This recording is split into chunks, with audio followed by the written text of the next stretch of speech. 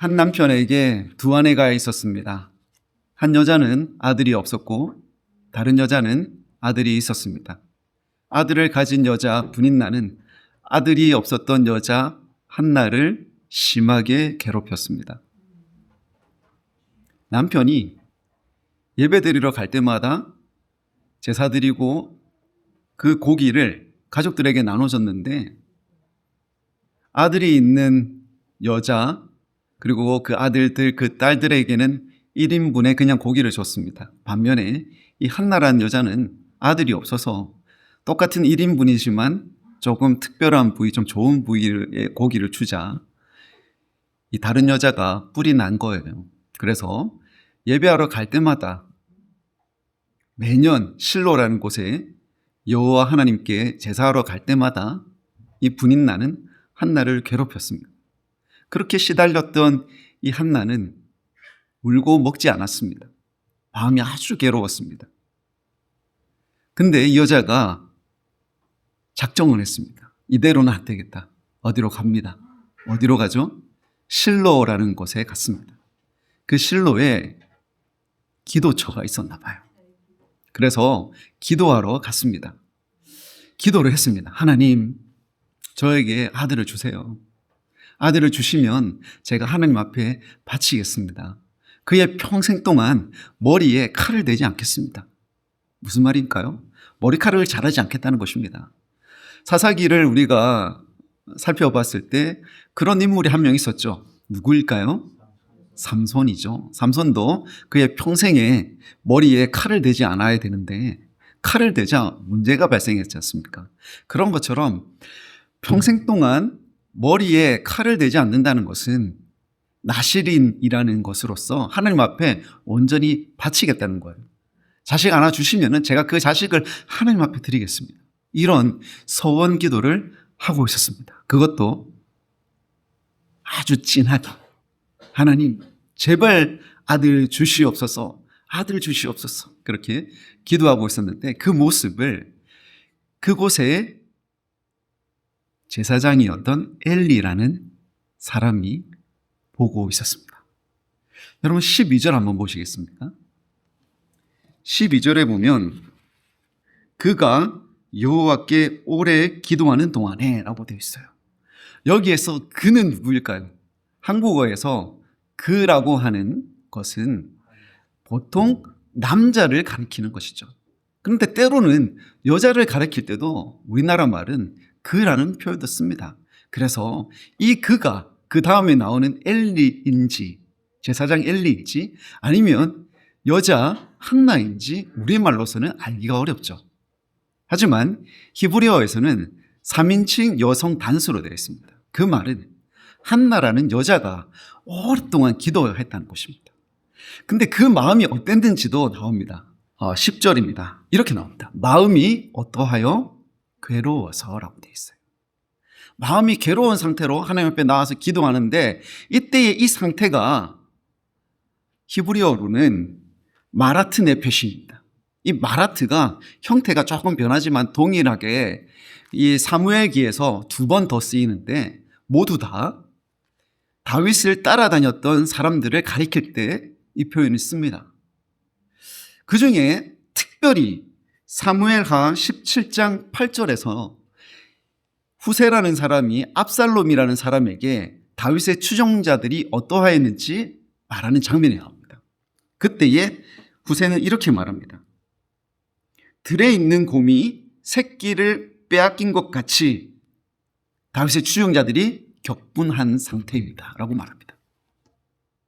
자, 그러면 마음이 괴로웠다는 것은 들의 그 무서운 야생 생물 곰이 갑자기 새끼를 빼앗겼다는 것을 눈치챘습니다. 어미곰이 어떠했겠습니까? 그 도둑놈을 찾으면 내가 찢어 죽여버리겠다. 그런 격앙되어 있던 상태였던 것 같아요. 그런 상태로 하나님 나 너무 힘든데 아들 주시옵소서라고 기도하는데 이 멀리서 보니까 엘리가 보니까 내용은 알 수가 없어요. 왜냐하면 입술은 움직이는데 말이 안 들렸기 때문입니다. 여자가 몇 분도 아니고 몇십 분, 몇 시간인지 모르겠지만 오랫동안, 한참 동안 똑같이 그렇게 입술을 움직이는데 말이 안 나오자 이거 뭔가 잘못됐다 생각한 것입니다. 엘리는 이 여자 술 취했구나라고 생각합니다. 당시에 종교 축제가 있으면 술 파티도 벌어졌다는 기록들이 있거든요. 어쩌면 주위에서 술 파티에 참여했던 사람이 여기에서 술 주정하고 있다고 느꼈을지 모릅니다. 그래서 그 엘리는 그녀 한나에게 말했습니다. 이 사람아, 여기서 술 주정하고 있으면 어떡하나? 술을 끊게! 라고 세게 말했습니다. 안 그래도 억울했던 이 여자 한나는 너무너무 서러웠습니다. 아기가 없어서 남이 들을까봐 혹시나 말이 새어나가지 않게 그렇게 처절하게 슬프게 기도했는데 제사장이라는 사람이, 영적인 사람이 자기 상태를 전혀 몰라주니까 너무너무 서러웠습니다. 그래서 이 제사장이 미웠을 겁니다. 그 상태로 대답 한마디 합니다. 사제님, 저 그런 상태가 아닙니다. 저 얼마나 힘든지 아세요? 이 내용을 공동번역이라는 성경이 있습니다. 그 성경이 말하는 번역을 여러분께 읽어드리겠습니다. 아닙니다, 사제님. 저는 정신이 말짱합니다.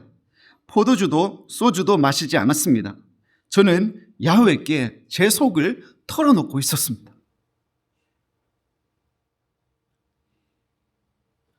자기 말이 새어나가는 것이 부끄러워서 말하지 못했던 이 여자가 너무너무 억울하니까 어쩔 수 없이 제사장에게 한마디 했습니다. 저 술 안 마셨어요. 이거예요. 제사장은 그녀의 말을 듣고 아차 싶었습니다. 아이고, 내가 큰일 났구나. 그래서 이 상황을 무마하기 위해서 그랬는지 모르겠지만 축복의 말을 건넵니다. 평안히 가라. 이스라엘의 하나님이 네가 기도하여 구한 것을 허락하시기를 원하노라. 지금까지 들은 성경의 사건을 여러분의 삶에 잠시 대입하면 좋겠습니다. 여러분, 남에게 말하지 못할 어떤 상황이 생길 수 있잖아요. 어쩌면 우리 가운데 그런 분들이 있을 수 있습니다.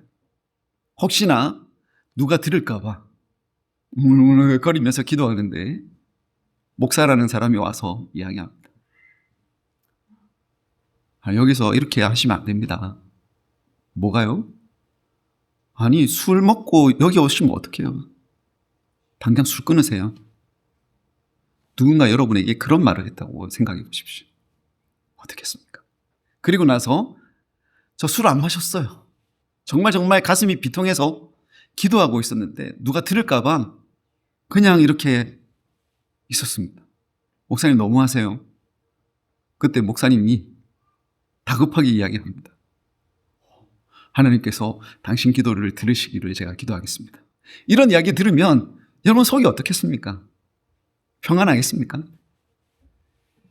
나는 다시는 이 사람하고 말하지 않겠다. 이 사람이 하는 모든 말은 내가 신뢰하지 않겠다. 작정하는 바로 그 찰나에 여러분 이르지 않을까요? 한 청년이 있었습니다. 그 청년은 어느 선교단체에 소속되어 있었지만 열심을 내지 않았습니다. 그런데 학기가 바뀌면서 새로운 간사님이 그 선교단체를 맡게 되었습니다. 이분이 탁월하셔서 그 선교단체가 활력을 얻기 시작했습니다.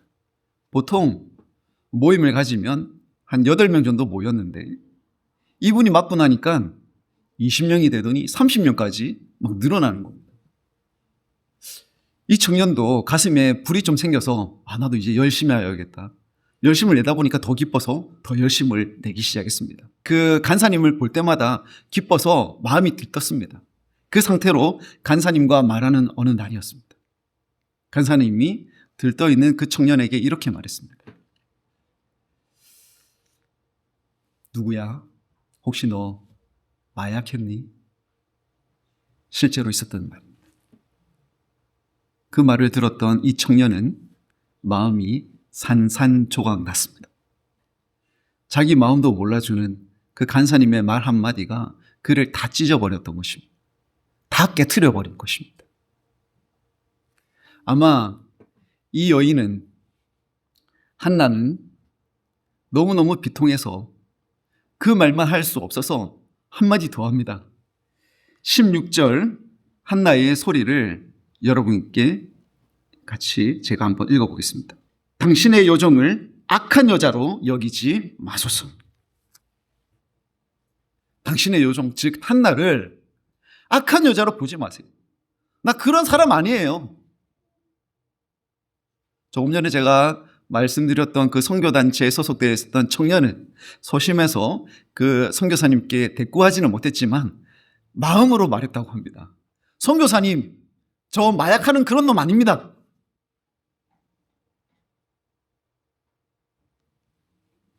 자, 여기까지는 우리가 예상할 수 있는 범주 안에 있죠. 그런데 이 다음은 예상 밖입니다. 그렇게 무능하고 무책임하게 보이는 그 제사장 엘리의 말을 들었던 한나의 반응이 특별했기 때문입니다. 한나는 자기의 입장도 몰라주는 그 무능한 제사장의 말을 듣고 그 자리에서 일어납니다. 그리고 집으로 가버립니다. 가서 어떻게 합니까? 먹습니다. 그 전까지는 아이가 없어서 또 다른 여자가 자기를 너무너무 괴롭혀서 울고 먹지 않았던 바로 그녀가, 얼굴이 퉁퉁 불어 터질 만큼 울었던 바로 그녀가 이제 먹었습니다. 그리고 그 얼굴에 수심이 싹 사라졌습니다. 왜 그럴까? 데이비드 츠무라라는 학자가 있습니다. 그는 그것에 대해서 이렇게 해석했습니다. 한나의 얼굴에서 근심빛이 사라진 이유는 그녀가 먹어서가 아니라 엘리의 말을 전적으로 신뢰했기 때문이다. 그는 엘리가 급하게 축복했던 그 말을 하나님의 말씀으로 받아들였습니다. 아, 하나님이 지금 제사장의 입을 통해서 나에게 평안히 가라고 했다. 그리고 내 기도가 응답될 것이라고 했다. 그럼 응답될 것이다. 한나는 무능했지만 자신의 속도 몰라주는 바로 그 제사장의 말을 하나님의 말씀으로 받아들였습니다. 우리가 왜 한나의 기도를 그토록 유심히 살피느냐? 여기에는 두 가지 이유가 있습니다. 첫째, 한나는 들에서 자기 새끼를 빼앗긴 곰처럼 그 격앙된 심정으로 하나님 앞에 자신의 심정을, 영을 토해냈기 때문에, 우리도 그렇게 기도해야 된다고 알려주는 본문이기 때문에 우리가 그 기도를 유심히 읽는 것입니다. 또 하나의 이유는 비록 겉으로는 무능하게 보이고 자기에 대해서 잘 몰라준다고 생각하는 사역자라 할지라도 그의 입술에서 나오는 말씀을 하나님의 말씀으로 받아들이자 하나님께서는 그것을 그녀의 믿음으로 잡으시고 응답하셨기 때문입니다. 여러분은 어떻게 기도하십니까? 어떤 분들은 기도하다가 사역자가 괜히 건네는 한마디 때문에 상처받고 기도 안 하는 사람들이 있습니다. 요즘 트렌드가 어떤 거냐면 사역자가 가까이 오는 것을 별로 안 좋아한답니다. 왜 아프세요? 라고 묻는 것도 싫어하고 짐작해서 말하는 건 더 싫어합니다. 이래서 당신 혹시 힘드십니까? 이런 말 싫어한다고요. 그냥 저 멀리서 가만히 내버려 두면 좋겠는데 괜히 와서 술 취했니? 술 끊어. 이런 헛소리나 하고 있으니까. 현대 그리스도인들이 교역자를 너무너무 싫어하는 것입니다.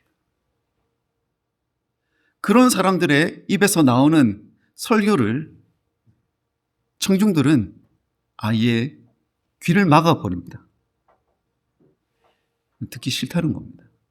그런데 한나는 어떻게 합니까? 자기가 할 수 있는 것, 최대한 하나님 앞에 오랜 시간 동안 정성을 다하여 기도했을 뿐만 아니라 자기에 대해서 해석조차 제대로 하지 못했던 바로 그 제사장이었지만 진심으로 짧게 축복했을 때 그것을 하나님의 말씀으로 받아들였습니다. 그러자 하나님의 역사가 이 다음부터 일어나는 것입니다. 그러므로 제가 여러분에게 한 가지 도전과 권고의 말씀을 드립니다. 여러분, 한나처럼 기도합시다. 진짜 내 속에서 다른 사람에게 알릴 수 없는 그 비통한 한 심정을 가지고 있다면 그것을 다른 걸로 해소하려고 하지 말고 하나님 앞에 나가서 기도합시다. 나 다른 거 할 수 없어요. 엉엉 울고 먹지 못하고 다른 데 갈 힘도 없지만 그 마지막 힘을 짜내서 하나님의 전에 나와서 무릎 꿇고 기도해 보십시오. 그리고 여러분이 조금 마음에 맞지 않는 교역자가 설교한다 할지라도 그 말씀은 그 교역자를 통한 하나님의 음성이라고 생각하고 듣는다면 여러분, 하나님께서 그 말씀을 통하여 여러분의 삶을 바꾸실 것입니다. 아들 없는 여러분 가운데 아들을 주실 것이며 막혀있는 여러분의 삶의 지경을 넓히실 것입니다. 그 하나님께서 여러분의 기도 들으시기를 축복합니다. 같이 기도하겠습니다.